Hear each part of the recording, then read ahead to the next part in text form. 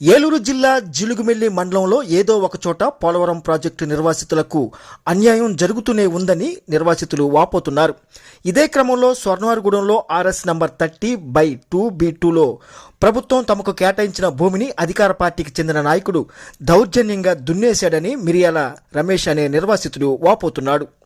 మిరియాల రమేష్ అండి, కన్నెపేట గ్రామం, కిర్లపురం పంచాయతీ, నేర్పడి మండలం అండి. మరి ఈ కిర్లపురం పంచాయతీలో పోలవరం ముంపుకి జరుగుతున్న పొలం అండి గవర్నమెంట్ పొలం ఇచ్చారండి ఇరిగేషన్ డిపార్ట్మెంట్ వాళ్ళు.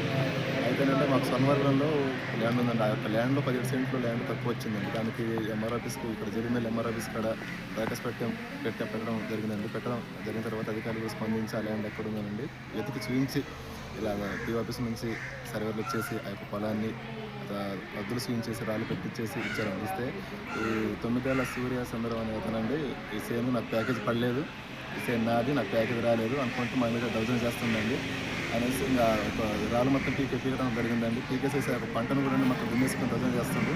గట్టి మాట్లాడుకుని అధికార పార్టీ వాళ్ళు, జనసేన అధికార పార్టీ వాళ్ళు మీరు ఏం చేసుకుంటూ మీరు మమ్మల్ని ఏం చేయలేరు, ఏం చేసుకుంటూ అనేసి అండి ఫోన్లో ఇలా మాట్లాడడం జరిగిందండి. కాబట్టి మేము ఇలా ఎంఆర్ ఆఫీస్ కాడికి వచ్చామండి. మాకు దరఖాస్తు పెట్టి మాకు చేయవలసిందిగా ఇక కంప్లైంట్ పట్టుకొని స్టేషన్ కూడా వెళ్తున్నామండి. పోలీస్ డిపార్ట్మెంట్ వారు కూడా మాకు న్యాయం చేయవలసింది కోరుకొని వస్తుంది.